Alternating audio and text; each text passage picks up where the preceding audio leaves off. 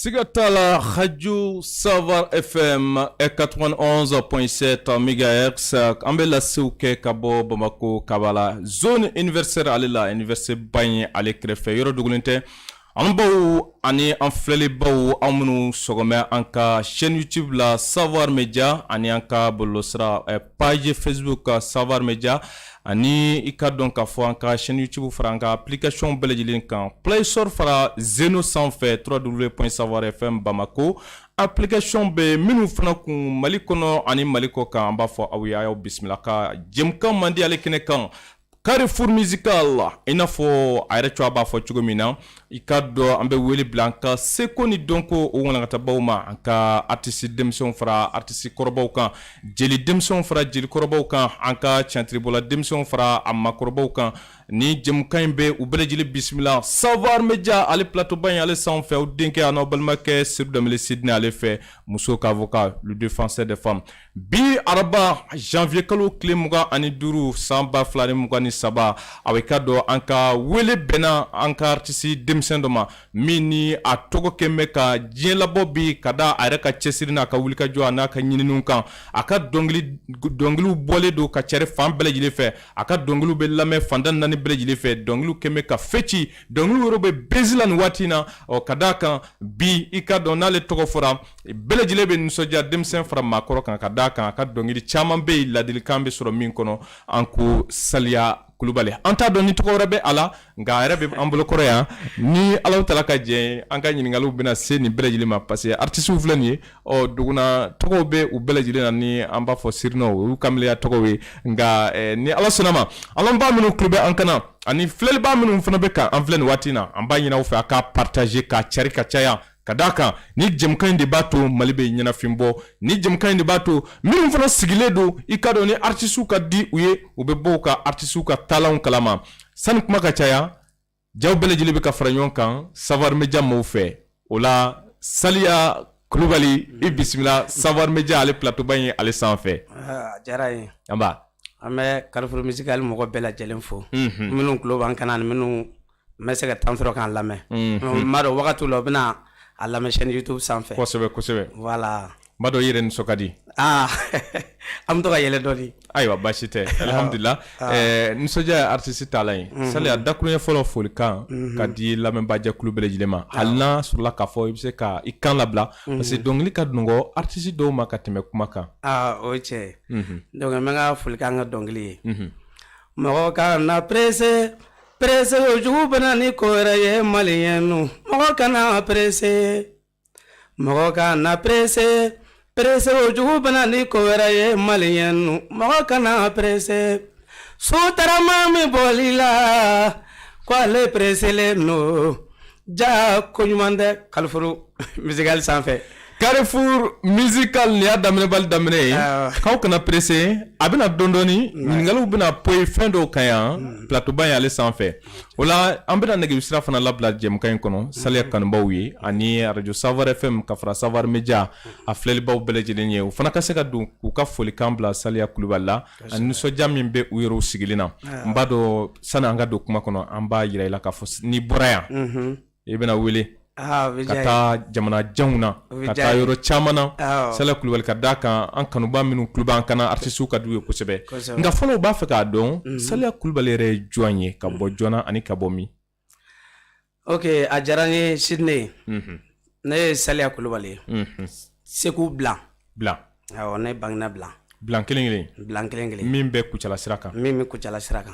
ne fa tɔgɔ ye Aruna Kulubali ne bamuso ye Jɛnɛbu Buware voilà ne bangena Blan de d'accord Saliya yalima dɔnkilida in sɔrɔla cogo di bon dɔnkilida in sɔrɔla an fɛ an ka du kɔnɔ parce que depuis an mɛ sɔrɔ fɔlɔ an mɔkɛ tun bɛ ɲa miyankala an b'a fɔ ko ɲankɔni quoi ale tun ye ɲajeli de ye donc n bamuso fana facɛ o fana tun ye donsonŋɔni fɔ ye i y'a ye donc ne yɛrɛ facɛ balani fɔ ne fa ye mɔgɔ 9 de ye a bɛɛ ye fɔli kɛ donc kamalenkɔni fɔ ne de y'o daminɛ an ka so voilà sinon a bɛɛ balani fɔ ni donsonŋɔni fɔw de kɛ i ye dɔnkili sɔrɔ aw ka so n bɛ dɔnkili sɔrɔ yen non ne ye dɔnkili bɔ n yɛrɛ la ne m'o sɔrɔ n ye fɔli kɔni sɔrɔ mais n bɛ dɔnkili sɔrɔ yen fɔli de kun bɛ kɛ fɔlɔ mais ka dɔnkilida daminɛ Saliya de fɔlɔla ka na n'o ye du kɔnɔ ne de fɔlɔla ka na n'o ye du kɔnɔ d'accord Saliya bibi na i bɔra ka maakɔrɔ minnu kofɔ halisa u bɛ fɔli sira kan wa o tɛ fɔli sira kan tuguni u tɛ fɔli sira kan u tɛ fɔli sira kan tuguni n yɛrɛ fa y'an ka dugu alimami de ye ah bon d'accord Saliya alimami denkɛ bɛ an bolo kɔrɔ min ni a kɛmɛ ka sanga sɔrɔ bi dɔnkilida la kosɛbɛ Saliya i bɔra k'a fɔ i bɔra fɔlikɛla du kɔnɔ i yɛrɛ ala y'i kɛ dɔnkilidala ba ye bi a ma nɔgɔn kosɛbɛ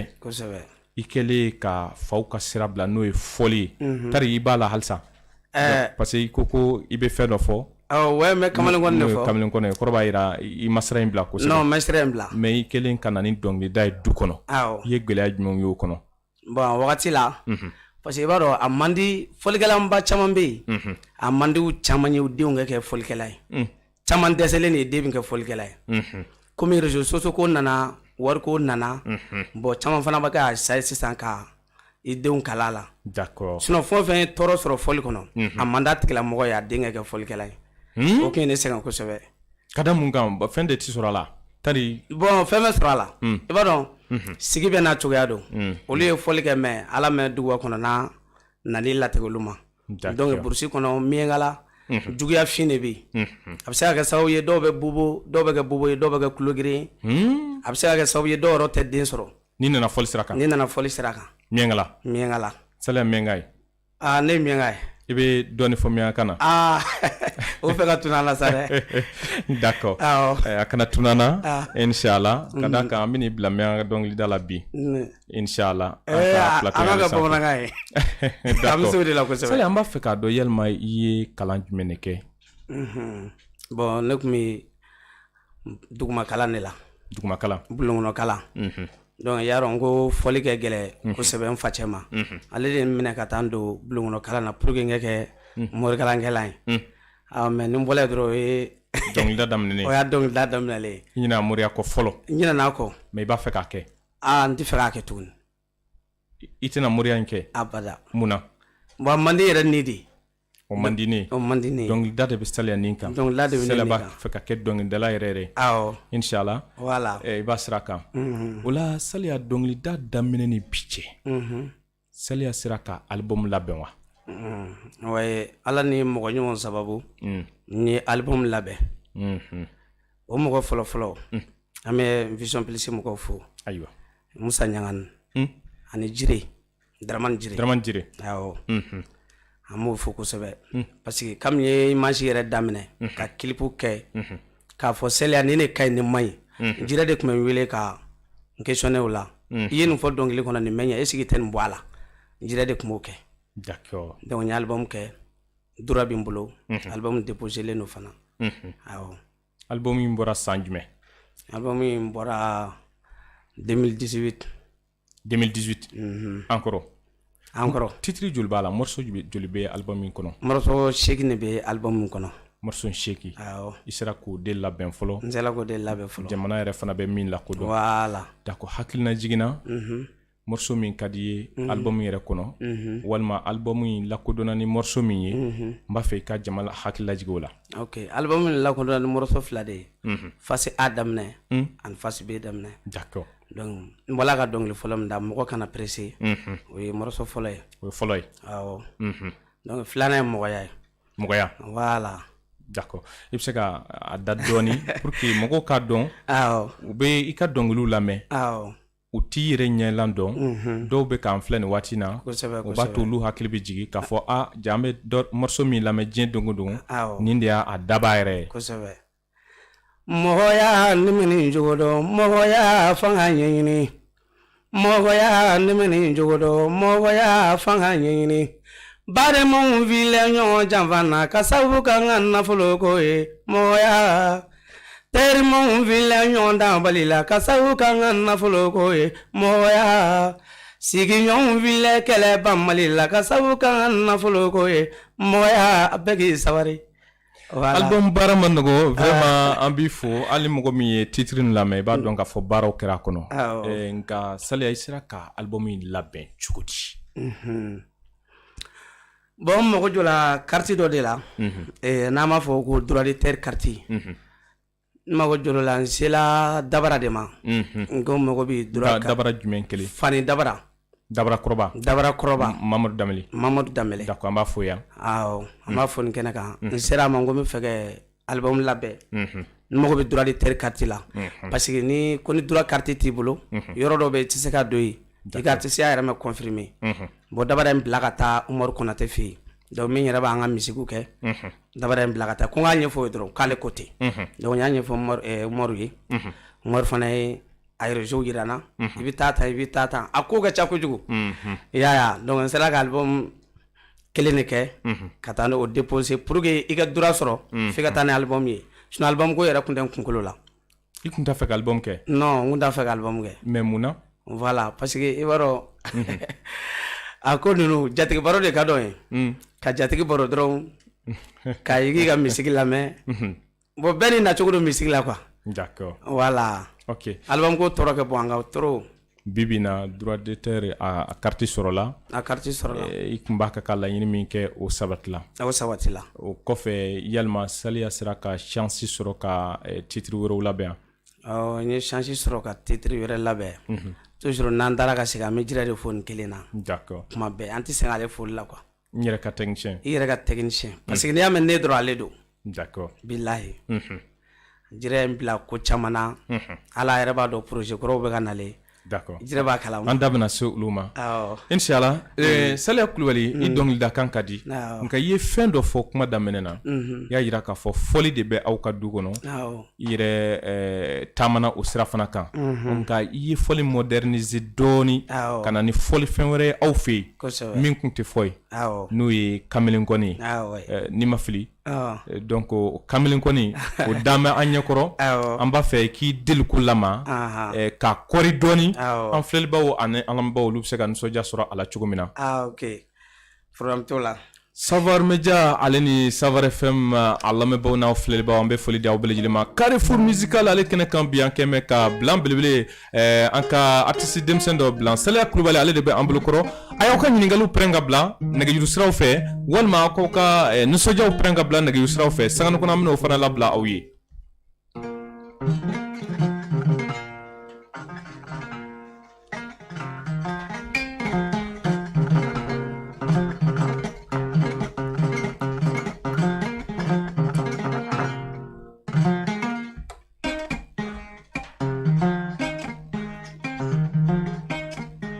Radio ye Savar FM ye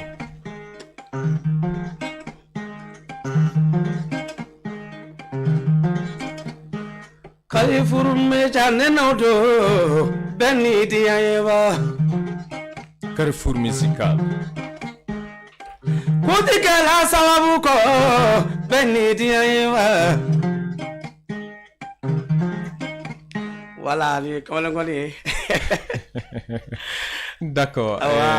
vraiment Saliya i bɛ baara caman kɛ art domaine kɔnɔna na an yɛrɛ nisɔndiyalen don kosɛbɛ wa n dalen b'a la k'a fɔ carrière ba de b'i ye kɔfɛ ka na Saliya i ka dɔnkilida ani ka nkɔnifɔ ni bi cɛ yalima i ni maa dɔw jɛmɛ ka baara kɛ ɲɔgɔn fɛ wa i sera ka groupe dɔ former i ni minnu bɛ baara kɛ ɲɔgɔn fɛ awɔ n ye groupe former ni minnu bɛ baara kɛ ɲɔgɔn fɛ depuis n ye misigi yɛrɛ daminɛ groupe min bɛ n bolo halisa o de bɛ n bolo hali u tɛ fɔli kɛ mɔgɔ yɛrɛ kɔ ni ma wari d'u ma ah bon awɔ fɔlikɛla minnu b'i nɔfɛ fɔlikɛla minnu b'i nɔfɛ i yɛrɛ groupe min former n yɛrɛ groupe min former hali ni mɔgɔ wɛrɛ mago jɔ la n'i y'u wele u b'a fɔ i ye Saliya wele fo tigi ka tɛmɛ e ka sira kan fo tigi ka tɛmɛ ne ka sira kan kɔrɔ b'a jira aw bɛnlen don kosɛbɛ an bɛnlen don a ka groupe kɔnɔ an ka groupe kɔnɔ kuma caman tɛ i b'a dɔn fɛn kelen de bɛ groupe ci joona musoko ni nafoloko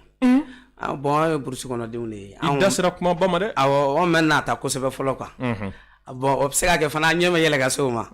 mais an kɔni bɛ danbe bila fɔlɔ ayiwa voilà d'accord o la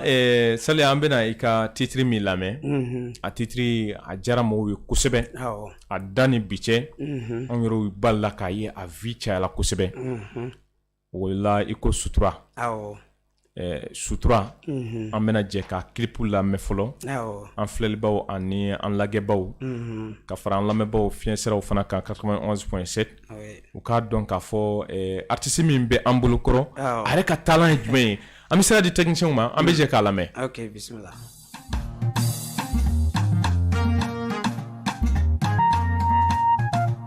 Salida wala yo sotra minga yo galanyo lewe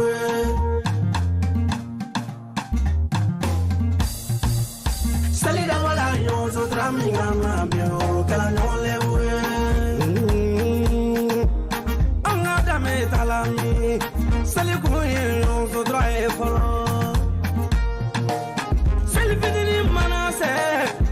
dubo ve farayo nga bitu mini kelenge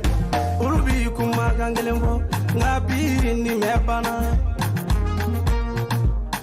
Saliba manase kodo dabola bimawyo angazawali ala mogo utigele ala eno ya doge doe amaga doe baba yo bula bamana kala Atabola sa Saliba manase Dobita sugufiela Kata sa 100 million tan Wata sa te sinyo mulo Imaju mange Ngi hagi to sinyo nandiri Saliba manase Musu dobi alakale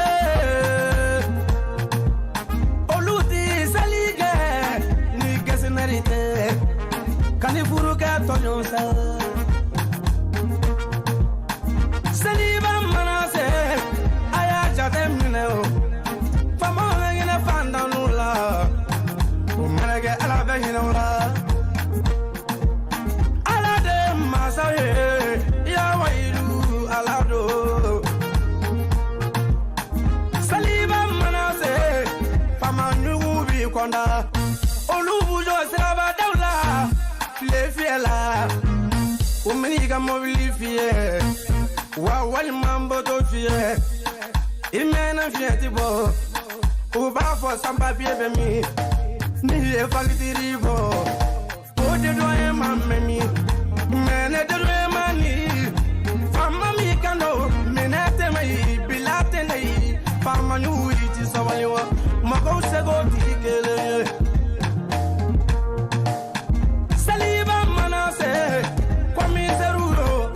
Sawali Seviyo auti sawali Amnu mikiri jute Wari do doma Wari do sagala Kawari gege furumuzu bari Adum mi kanyu mena Kana bom labe wulo deni Fama nyugu Fama nyuma mi mana famu Neni ite Fama nyugu mi ma famu Salia kamima famanyu nanete Butigi juyo ayina sindauna ala eno yage mi gitare badama ifanage ikofile fandauna umenega alaga hine bijigi Baba yo anana Saliba manase fini be san wolo lunye fini be san fumo sawiye fini be san beli moye bate mi mulo o bage to diva fate mi mulo o bage to diva beli mo tugu ina ibel magade ningele na salida wala yo so traminga mambio garanyo lebure la dili canelo for Mali Uyana for Manu Garina Panana Napoloti Garina Panana Dota la Sarajiki 100 million temps Est-ce qu'il y en avait au maire du Minique Iye wa muga no finina bagi wolodoma esige yonobe oye bagi tave kala famanu idirina fanauna ladile kanero kafamali yonyena be aye ya fanama penisebo. Ah, vraiment, Salia, vraiment, an bɛ tɛgɛrɛ dɔɔni fɔ o la. Awɔ. An bɔra ka I ka titre in lamɛn sisan. Vraiment a bɛ mɔgɔ bilasira. Kosɛbɛ. I dɔnkilida kan ka di. Wa ladilikan caman de bɛ a kɔnɔ. Awɔ. Ni gɛlɛya bɛ maa caman dala seliw la. Kosɛbɛ. Mɔgɔw tɛ k'a faamuya kosɛbɛ. Aw minnu ye artistes ye. Aw de bɛ kɛ sababu ye ka faamuya nati kosɛbɛ. Ka maaw bilasira. Ka hakilina ɲuman don maaw kɔrɔ. Yaasa ayiwa bɛɛ bɛ se k'i ta fan ni segin fan dɔ cogo min na. Salia ni morceau in I ka dɔn a baara ka gɛlɛn kosɛbɛ. Ni hakilina in nana cogo di? Ok, Sidney a diyara ye. N ye kuma fɔ cogo min I b'a dɔn mɔgɔ y'i bɔ yɔrɔ de ye quoi. O ye tiɲɛ. Parce que I bɔra yɔrɔ min tant que n'i ma ɲinɛ o kow kɔ I tɛ fili ka caya. O tiɲɛ. An yɛrɛ ka du kun ka bon kosɛbɛ k'an to denmisɛnninya la. Donc an ka jama kɛ ca. Bon n'i y'a ye ni seri sera hali ni dimilen don I bɛ nisɔndiya quoi. Kosɛbɛ. Parce que ni kun y'an ka du ye a bɛ k'i kɔnɔ ko tɔn de bɛ yen. An b'a fɔ fɛn dɔ ma tɔn quoi. Jɛkulu. Voilà jɛkulu. I b'a sɔrɔ bɛɛ bɛ fara ɲɔgɔn kan. Bɛɛ bɛ fara ɲɔgɔn kan. Mais an bɛ kɔrɔ wagati min a y'a sɔrɔ mɔgɔw yɛrɛkɛla. Donc o de ye nana ne na n ko n ka ko in ka dɔnkili pour que n'an ka mɔgɔ y'a ye u ka se k'a faamu minnu bɛ yɔrɔ jan ni minnu bɛ yɔrɔ suru. I ye ko kɔrɔ tɛmɛlen dɔw ani I yɛrɛ minnu ye ka tɛmɛ. Awɔ. I ye hakili jagabɔ ka fara ɲɔgɔn kan k'a kɛ dɔnkili. Voilà. Mais Salia I ka inspiration yɛrɛ bɛ na cogo di? Bon ne kɔni min don sunɔgɔ la sɔgɔmada fɛ ni wulila bon yarɔ mɔgɔ I b'a dɔn n'i dara n'i wulila sɔgɔma fɛ n'i ye seli k'i da dɔrɔn I bɛ ko caman miiri I bɛ fɛn caman miiri bon an ka miiriya dɔrɔn de y'o ye sigi n'i ye nin fara nin kan sinon k'a fɔ mɔgɔ de b'a fɔ dɔnkili da tan ou bien n'i taara circulation na I ye mun ye ou bien I sigiɲɔgɔn dɔ bɛ I ye ko dɔ ye du kɔnɔ dɔnkili ye sigiyɔrɔ ko de ye quoi. D'accord. Ani I ye mun ye jamana kɔnɔ. Ok. Voilà. Salia vraiment talanba b'i la. An bɛ segin kɔfɛ dɔɔni. An y'a ye k'a fɔ I bɛ mɔgɔ caman de fasa da. I ka titre caman bɛ yen. Fasaw don. An ka jateminɛ tilala k'a ye fana. I ka teli ka tunkarankew de fasa da ka caya. Mais munna Salia bɛ tunkarankew de fasa da ka caya ka sago minnu b'a kɛrɛfɛ kan. Voilà o fana diyara ye. Nin yɔrɔ la an bɛ tunkarankew fo kosɛbɛ. O tulo b'an kan na. Nin chaîne in sanfɛ an b'u fo dan tɛ foli min na. Olu de bɛ an ka imagew lajɛ. Kosɛbɛ. Donc u b'i kanu ka I wele e dɔnkilida cogo la a ɲumanw ko don dɛ. Awɔ sinon arnaqueur fana b'u la. Ah bon? Awɔ an kɛn bɛ tunkaranke ɲumanw ma. Mais cogo di? Cogo di arnaqueur bɛ se ka ouais arnaqueur bɛɛ tɛ ko k'a fɔ n bɛna mɔgɔ tɔnɔ min fɔ ka nin minɛn na quoi. Awɔ bɛɛ tɛ arnaqueur ye. D'accord. Dɔw b'a profiter fɛ ka tɔgɔ ɲini fɛ dɔrɔn. N bɛna se ka sɔn kelen da u la o y'u talen de ye. O tɛ na bilen I t'u ye bilen. E dun tɛ se ka misigi tunu tuguni. Bada. Bon o b'a fɔ I ye minɛn min sera la n bɛna nin d'i ma I b'i si denkɛ k'o makɔnɔ minɛn tɛ ye e yɛrɛ mago tɛna wolo ma. Mais o dɔw ye Salia Kulibali sɔrɔ ka ye wa? O ne sɔrɔ. Dɔnkilida kɔnɔ. Awɔ. I ye cassette dilan maa dɔw la I m'u ye bilen. N ye cassette dilan maa dɔw la m'u ye o caman. Mɔgɔ kɛgoya tɛ kɛgoya I yɛrɛ ma. D'accord. Ok. O ye sɔrɔ. D'accord. Donc Salia o kɔnɔna na bi bi in na yalima e hakili bɛ I jatigi jumɛnw na kosɛbɛ I ye titre dilan minnu ye n'u ye koba k'i ye I bɛ se k'olu dɔ tɔgɔ fɔ an ye wa? N bɛ se k'o dɔw fɔ kosɛbɛ. N ka jatigi fɔlɔ min ye koba kɛ n b'a fɔ Madu Danbele. Madu Danbele ale bɛ Mali la yan. Awɔ. Ayiwa. O kɔfɛ Kolokani Gɔnba n b'a fɔ hakili la jire yɛrɛ kan k'a dɔn n b'a fɔ kosɛbɛ. D'accord. N'an taara kɔ kan tunkarankew la Madu Jara. A bɛ Espagne. Ayiwa. N b'a fɔ ka mugu fo. Espagne mugu a yɛrɛ bɛ k'an filɛ nin waati in na. N b'a dɔn a sigi bɛ Espagne nin waati in na. Kosɛbɛ. A b'a ka laturu kunna an yɛrɛw jɛɲɔgɔn don kosɛbɛ an b'a fo nin yɔrɔ la kosɛbɛ. Voilà. Ani Makan Jara. N bɛ Makan fana fo kosɛbɛ. N ye tunkarankew fasa da kosɛbɛ. Ayiwa. A caman ye Kolokani Berta ka taa o kɔnɔ jamuden kamara ninnu fɛ wala Bakari Fane m'a fana fo ayiwa n da sera mun tɔgɔ ma n da ma se mun tɔgɔ ma mais est-ce que i ye fɛn sɔrɔ i ka dɔnkilida in kɔnɔ bon n ye fɛn sɔrɔ maa bi hami fɛn o fɛn na a caman bɛ ne fɛ awɔ maa bɛ hami fɛn fɛn na a caman bɛ ne bolo parce que n'i ye kɛnɛya sɔrɔ caman b'i fɛ o i y'a a caman sɔrɔ n y'a caman dɔnkilida kɔnɔ awɔ i ma moriya kɛ foyi foyi an ka kalan ma se moriya nouveau ma koyi ayiwa an kɔni balila ka mobili ɲɛnama dɔ y'i bolo a ye anw yɛrɛ dabali ban kosɛbɛ n ko bibi na e ko anw yɛrɛ tɛna don dɔnkilida la mais i bɛ se ka mobili in sɔrɔ cogo fɔ an ye mobili dɔ image cɛ ka ɲi k'a sɔrɔ olu yelen ma ɲi dɛ ah bon sini o b'a la mobili bɛ n bolo wala mais e miiri bɛ mobili ɲɛnama ba minɛ o de tɛ sinon mobili bɛ n bolo d'accord problème la donc an bɛ gɛrɛ i la dɔɔni i bɛ kamalenkɔni ta sisan ka kɛnɛ to i bolo an lamɛnbaa minnu tulo bɛ an kana olu k'a dɔn ko Saliya Kulubali yɛrɛ bɛ an bolokɔrɔ plateau sanfɛ ani Savoir FM ale fiɲɛ siraw bɛɛ lajɛlen kan halisa an bɛ jɛ k'i lamɛn ok Savoir FM tɔgɔ la radio Savoir FM y'an minnu bɛ k'an filɛ nin waati n'an ka YouTube kan Savoir Media ale ni an ka page Facebook an b'a ɲini aw fɛ a ka partager nin bɛ ta araba o araba nɛgɛ kanɲɛ 16 ntɛnɛn ma gosi kana bila nɛgɛ kanɲɛ 17 la an bɛ wele bila an ka artistes ma Mali kɔnɔ ani Mali kɔ kan ka se ka u lakodɔn u kanubaa minnu fana bɛ yen ni u faman'u ma olu fana bɛ se ka ɲɛnafin bɔ cogo min na bi an ka wele bɛnna Saliya Kulubali de ma ka bɔ Bulankaw fɛ yen an bɛna jɛ k'a lamɛn nin waati in na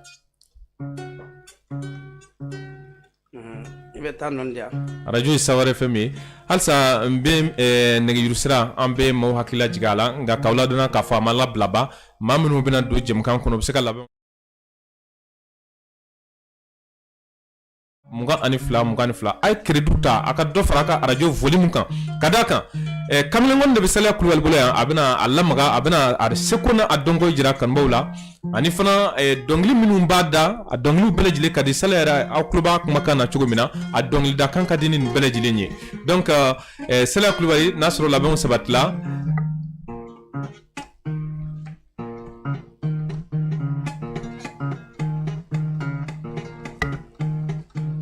kanu balo ne bɛ fola aw ni caga kanu na ye jatiɲɛ sile kanu kan bɛɛ n'i ka baara cɛ min bɛ se min na cɛ n'o tola o bolo sini cɛ dɔ bɛ bɔ kɛlɛ ban Mali la o ye tiɲɛ ye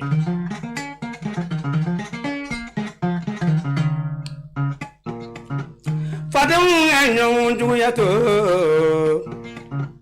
badenw ka ɲɔgɔn juguya to teriw ka ɲɔgɔn dabali to nafolo ko ne diɲɛ ɲagami bɛ nka ne se ala kɛlɛ ye siriɲɔgɔn kɛlɛ ko ne se ala kɛlɛ ye musogo kɛlɛ ko ne se ala kɛlɛ ye terikɔrɔ fɛ kɛlɛ mɛn nɔgɔ terikɔrɔ kɛlɛ tɛ ban ala ka bɛɛ kisi terikɔrɔ janfa ma ala janfa ma ɲi dɛ ouais ok vraiment Saliya an wasara kosɛbɛ an bɛ lamɛnbaa jɛkulu bɛɛ lajɛlen fo Saliya an bɛna se min ma o ye bi album b'i bolo sugu la yɛrɛ a yira an na kuma daminɛ na k'a fɔ projet nata ka ca i bolo nka Saliya sera ka concert dɔw labɛn ni a ka album tɛmɛlen wa ouais zela ka concert dɔw labɛn n'a fɛ cogo min concert labɛnli problème bɛ na kosɛbɛ parce que manager ko b'an na o y'a fɔlɔ ye bon ne yɛrɛ ka kɔɲɔsumu ne ma tila o la yɛrɛ surtout ka taa se ko n yɛrɛ bɛ wele k'an cɛsiri ko fɔ n ka concert labɛn kɔɲɔsumu awɔ Saliya bɛ fɔliw sigi mariage kɛyɔrɔw la bon n kɔni tɛ denkuli kɛ ka caya san yɛlɛma ɲɛnajɛw n m'olu camanba de kɛ ka caya d'accord mais n'i wulila denkuluw na kun ni wulila denkulu na ni denkulu ɲɛnama don n bɛ taa dɛ i bɛ taa awɔ ayiwa fɔlikɛla fana ka taa den bɛ denkulu na o fana t'a ɲuman yɛrɛ est-ce que ne wele ka denkulu na sa ne bɛ sɔn ka ban ka taa a ka gɛlɛn voilà k'o ye sababu de ye donc denkulu ɲɛnama denkulu bɛɛ man di a denkulu bɛɛ man di dɛ cogo di Saliya dengulu tɛ de sidne dengulu do mais i b'a dɔn mɔgɔ yɛrɛ de b'i ka ko fanɛrisiya dɔw bɛ taa ko an ka sɔn tɛ dengulu de do a nana dengulu de la fɔlikɛla yɛrɛ de b'i i yɛrɛ bonya quoi dengulu mana wuli e bɛ yen gɛrɛ mana wuli e bɛ yen parni mana wuli e bɛ yen jɔnni bɛ kanu k'a bɛ se ka koba kɛ awɔ mɔgɔ kɛ k'i yɛrɛ ye bani nin kumaba dɛ awɔ ne ye mandi kɛnɛ bɛɛ kan dɛ o kɔrɔ b'a jira Saliya taayɔrɔ wolomalen don ne taayɔrɔ wolomalen don hali ni n taala artisiw cɛ la n bɛ n ka gawaya de jira toujours anw ye gawaw ye anw tɛ se ka giri micro nɔ parce que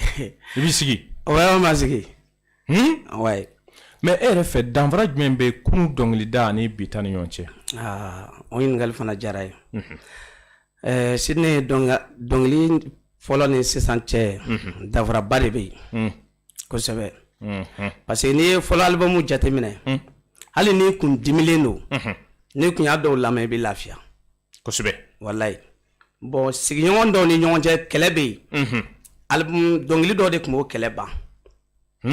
mais sisan dɔnkili yɛrɛ tant que n'i ma kɔrɔmatigɛli kɛ i ma dɔ sɔn pɛrɛ chaîne sanfɛ ou bien studio la i tɛna lamɛn o de tun bɛ sanga wuli ye o de tun bɛ sanga wuli ye d'accord donc o dafara bɛ yen awɔ fɔlɔ artiste kun tɛ sɔn o ma mais sisan tant que n'i ko an ka BG kɛ fo an ka kɔrɔmatigɛliw kɛ f'i ka kɔrɔmatigɛli kɛ voilà donc mais Saliya tɛ o sira kan ayi ne m'o daminɛ fɔlɔ wa i bɛ n sama don o la n kana n'o fana daminɛ an bɛ Ala deli o la yarabi Ala kɛ i ta ka bɔ olu cɛ ma ami ami Saliya o kɔfɛ bibi na dɔnkilida ka gɛlɛn kosɛbɛ ni i kɛra artiste ye awa fo dɛmɛba de ka k'i la n'i yɛrɛ kɛra artiste ye fo bilasiralikɛba ka k'i la n'i kɛra artiste ye f'i ka ɲɛbɔ fɛn dɔw de fɛ mais Saliya bɛ se k'a fɔ bi a ka idole ye jɔn ye dɔnkilida sira kan bon nin fana diyara ye toujours an bɛ taa ka segin de ayiwa a mɔgɔ fila tɛ n bolo jire kɔfɛ ayi jire jumɛn kelen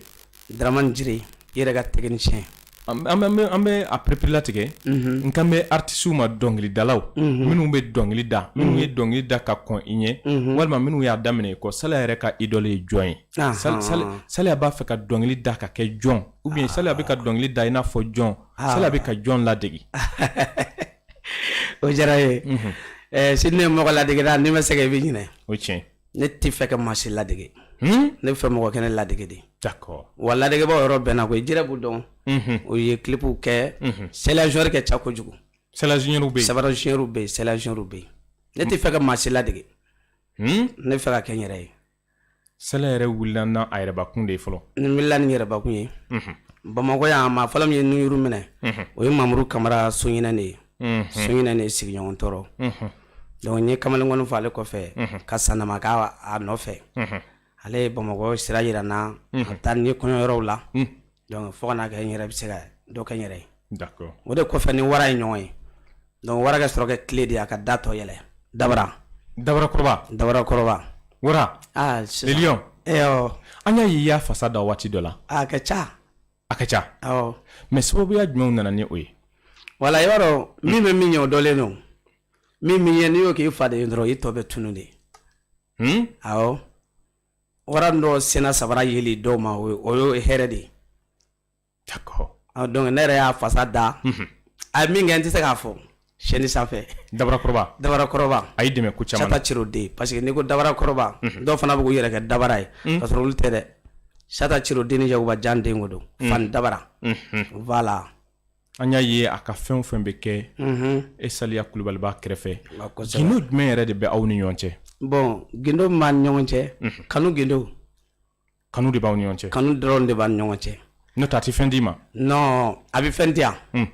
parce que fɛn di yɛrɛ fɔlɔfɔlɔ ye conseil de ye kana nin kɛ nin man ɲi nin kɛ nin de ka ɲi parce que Bamakɔ yan n'i ko i bɛ réseau ɲini a mɛ nɔgɔ i b'a fɔ ko bɛɛ kɛla nafolo ye ne ko n bɛ taa an bɛ k'u la siɲɛ dɔ la RTM na a kuma caya la kosɛbɛ fɛn dɔw fɔla ne yɛrɛ b'a dɔn o mɛ nɔgɔ o se t'i ye bon o se tɛ ye donc Dabara in bila ka taa mɛ dɔrɔn mɛ bɔ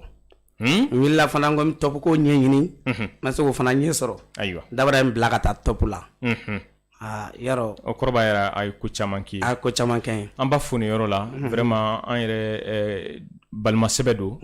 jɛɲɔgɔn don a bɛ an bilasira ko caman na ale ni ne ta tɛ an bɛ jamu kelen na an bɛɛ ye du kelen mɔgɔw ye donc an bɛ fa la an bɛ ba la an b'a fo ni yɔrɔ la a fana bɛ an dɛmɛ ko caman na a b'an bilasira fana ka daw kan an yɛrɛ fana bɛ a bilasira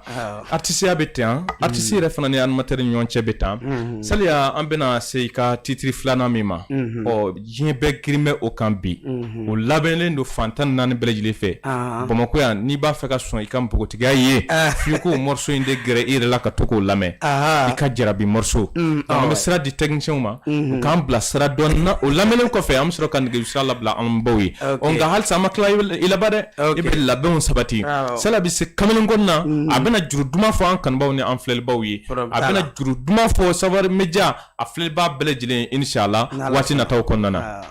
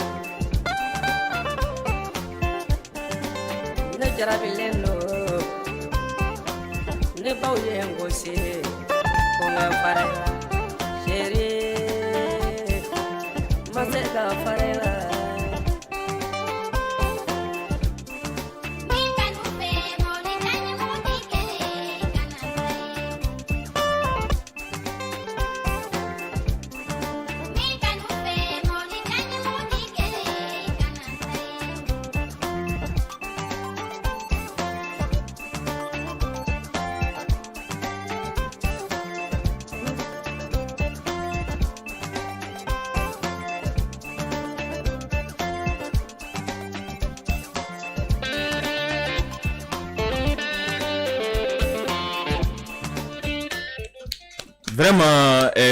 félicitations. Saliya Kulubali ka morceau bɛɛ lajɛlen ka di e ko n yɛrɛ fana jarabilen tɛ nin yɔrɔ la an bɛ nin morceau in an b'a dédié kanubaw bɛɛ ye furuɲɔgɔnmaw o kuma maa jarabilenw an b'a di u bɛɛ lajɛlen ma o kɔfɛ an bɛ segin ka don an ka studio nɔrɔma in kɔnɔna na Saliya bi bi in na ni maa minnu mako bɛ e la dɔnkilida sira kan aw i ka dɔn walima i bɔra ka minnu fɔ mariage fara baptême minnu kan ni maa minnu mako bɛ e la olu bɛ se ka e Saliya lakodɔn cogo di k'e lasɔrɔ. Bon ni mɔgɔ min mako bɛ na ni i bɛ n ka numéro ta n'i bɛ n ka image lajɛ dɔrɔn ni n ka numéro ta parce que manager tɛ n bolo d'accord donc kɔfɛ an bɛ tila ka nɛgɛjurusira labila inshallah voilà sani jɛmukan kuncɛ cɛ an bɛna nɛgɛjurusira labila ala min b'a jɛkulu fana ye minnu tulo bɛ an kana nin waati na radio fiɲɛ siraw kan ani minnu b'a kɛ k'an filɛ nin waati na an ka page sanfɛ nɛgɛjurusira ka don jɛmukan ye ale kɔnɔna na o ye 84 52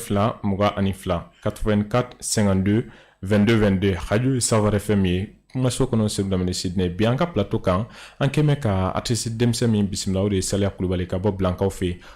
nka Saliya bi kɛrɛnkɛrɛnya na e yɛrɛ sigiyɔrɔ bɛn bɛ yɔrɔ jumɛn ma bon sigiyɔrɔ kelen tɛ ne na fɔlɔ dɛ parce que n bɛ Bamakɔ n bɛ Blan n bɛ Kayi i bɛ nin yɔrɔ saba ni ɲɔgɔn cɛ n bɛ nin yɔrɔ saba ni ɲɔgɔn cɛ ni yɔrɔ marché fanga ka bon wagati min donc n bɛ to yen an filɛlibaa dɔw ye an ɲininka ko n'an y'i sɔrɔ an ka plateau sanfɛ an k'a ɲininkali tɛnkun i la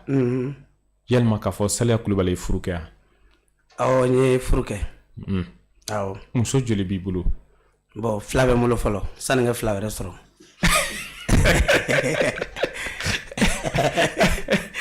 Sidney olu dɛ d'accord muso fila b'i bolo nka i b'a kɛ k'a dafa ɲini ko bɛ dɛ an ma dɛsɛ kɔnɔ an b'a bila dan yɛrɛ de i b'a dafa o bɛ dɛmɛ kɛ kosɛbɛ a bɛ artiste dɛmɛ kosɛbɛ donc an bɛ i furumuso fo fana ɲɛ b'an na nin waati na o bɛ k'an lamɛn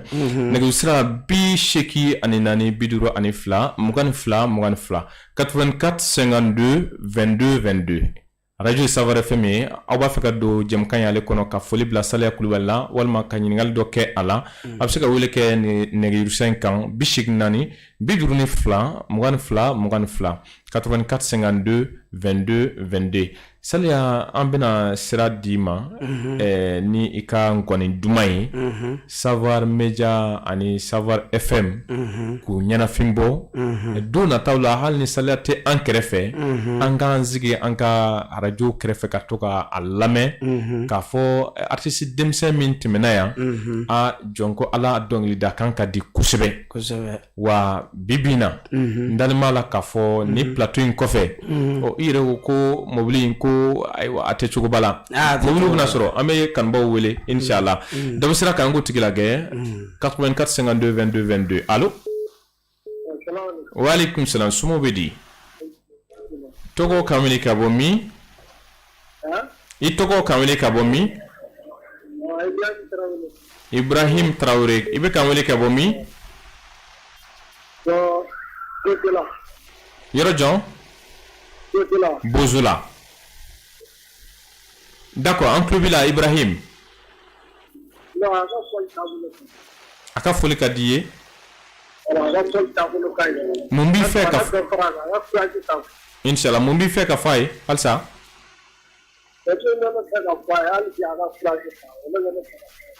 ok a yɛrɛ tulo b'i la a diyara n ye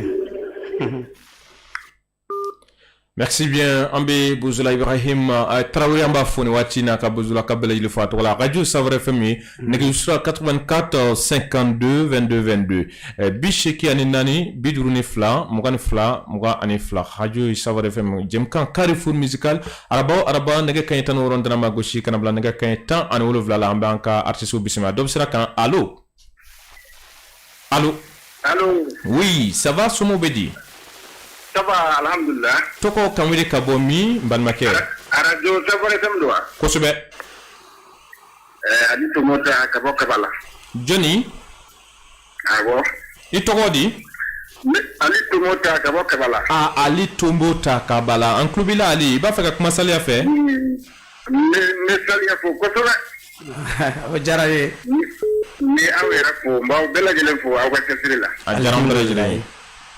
ne yɛrɛ la n b'a la k'aw lamɛn n y'a Saliya ka sɔn in lamɛn vraiment a ka jarabi sɔn a diyara kosɛbɛ yɛrɛ e fana jarabilen don a ka jarabi sɔn a bɛ mɔgɔ hakili sigi d'accord ok ala dɔw b'a ye ko ka cɛsiri ok a diyara n ye ɲɛnamaya ye cɛsiri ye ɲɛnamaya ye cɛsiri a ka cɛsiri n'ala sɔnna ma a b'i ye wallahi ala k'i sara ni ye n ka folikan ye ka d'a ma Tomuta a diyara n ye an bɛ kabalaka bɛɛ lajɛlen fo i tɔgɔ la n b'a dɔn kɛmɛ kɛmɛ sarala ma caman jarabilen don nin waati in na wa halisa a ka jarabi morceau caman bɛ kɔfɛ nka an sera ka min sɔrɔ ka di an baw ma o kɛra nin ye o la halisa hakilina jiginna an bɛ maa damadɔ la don 84 52 22 22 allo oui somɔgɔw bɛ di ça va i ka radio faga i bɛ an kumakan sɔrɔ a faga voilà allez i tɔgɔ ka wele ka bɔ min jani ah Siribe fulakɛ i b'a fɛ ka kuma Kulubalikɛ fɛ yan bon tiɲɛna n bɛ k'aw lamɛn cɛ ka foli ka di ne ye o diyara n ye wallahi ala ka bolo mɛn a ka baara la amina yarabi ala ka bila kɔnɔ kana bila kɔrɔ ye ami non vraiment cɛ ka di n ye yɛrɛ lajɛlen fo ami an bɛɛ foli mɛn merci ala k'i sara merci bien Aruna Siribe Ɲamana halisa nɛgɛjuru sira an bɛ maa damadɔ la don 84 52 22 22 80 ani 4 52 22 22 dɔ bɛ sira kan allo ale taara oui somɔgɔw bɛ di anba tɔgɔ k'an wele ka bɔ min Sidiki Joni ni Sirakɔrɔ ni wagati min na Sirakɔrɔ Sidiki Joni allez an tulo b'i la i b'a fɛ ka kuma Saliya Kulubali fɛ Nala a pasa wa a tulo b'i la ouais Sidiki ça va ça va alhamdulillah an b'Ala tanu kono basi t'i la non baasi foyi t'an na non i ka didenw to ne b'i ka kilipun Sanbala tiɲɛ don Sanbala voilà i ye baraji dɔ kɛ ne tun bɛ yen i ka fɔri ka di ye toro o diyara n ye ala ka sini kɛnɛya di ma amina yarabi a bɛ ɲɛfɔ dɔrɔn don i b'a radio baarakɛlaw yɛrɛ fo kosɛbɛ koyi merci bien Sidiki Joni an bɛ Sirakɔrɔ ka bɛɛ lajɛlen fo i tɔgɔ la allez i ni ce wulila ka don Carrefour musical ale kɛnɛ kan an bɛ chance di maa fila ma kɛnɛ kɔnɔna na 84 52 22 22 84 52 22 allo allez n b'a dɔn ale ka sira ma sabati halisa an bɛ maa kelenna don ka da waati taabolo kan allo ale fana taara 84 52 22 22 radio Savar FM ye aw bɛ k'an filɛ Savar Media ale page Facebook fana sanfɛ ka fara an ka chaîne YouTube kan minnu ma abonné an b'a ɲini u fɛ u ka abonné ka d'a kan jɛmukan in bɛ ɲɛnamaya araba o araba allo araba nɛgɛ kanɲɛ 16 waati jɛmukan in ale bɛ labɛn ka cari an ka bɔlɔlɔsiraw bɛɛ lajɛlen kan a y'a partager a k'aw abonné bi an ka maa welelen ye Saliya Kulubali allo nba somɔgɔw bɛ di tɔgɔ k'an wele ka bɔ min Karim Konare an tulo b'i la Karim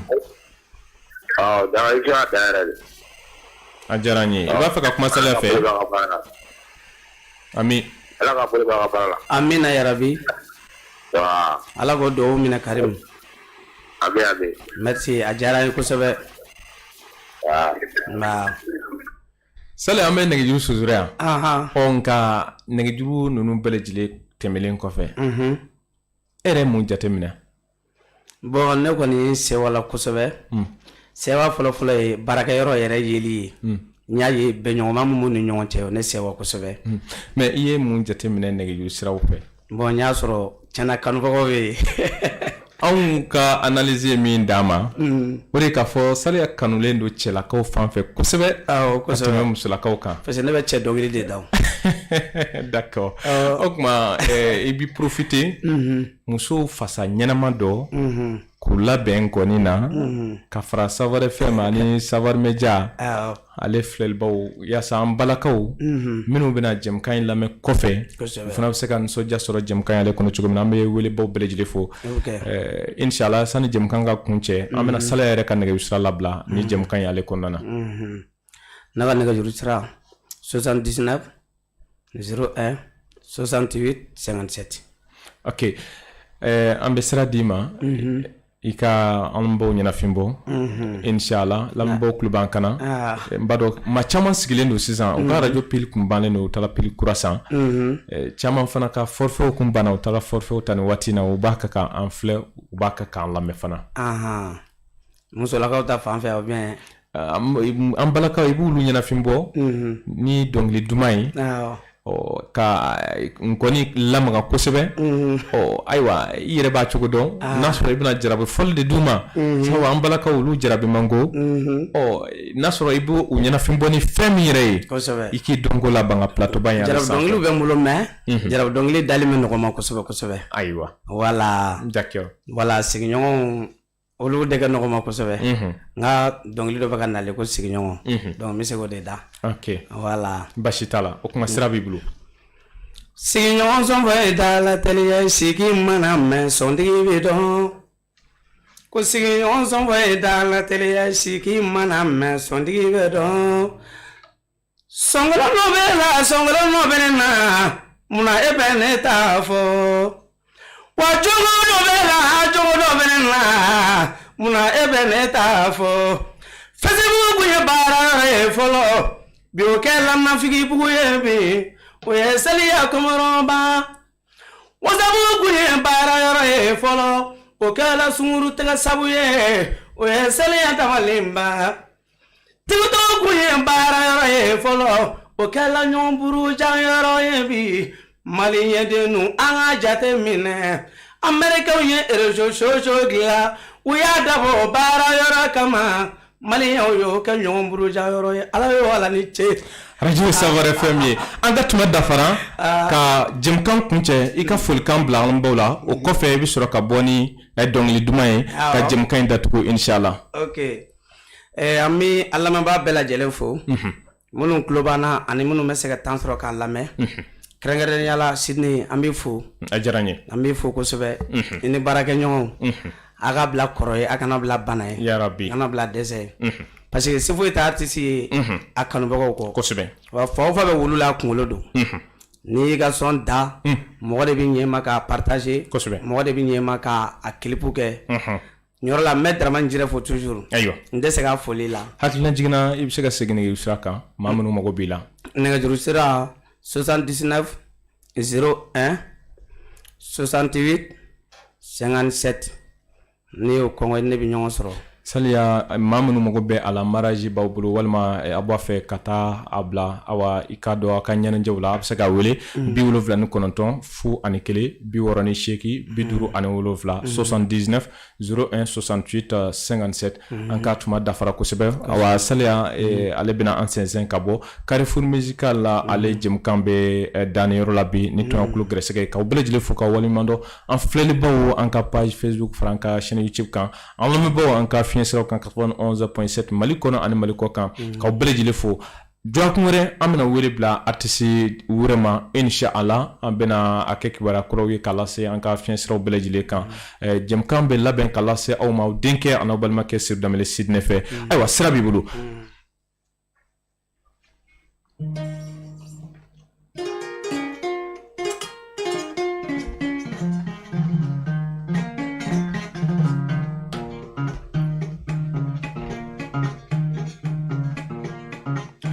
mana kɛ bara min na fa kɛ ɲɔgɔn min na fɔlɔ cɛ bɛɛ ne ye koba ye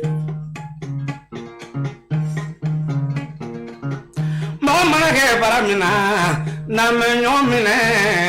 fɔ ɲɔgɔn kuma mana don baara la cɛ baara bɛ tiɲɛ.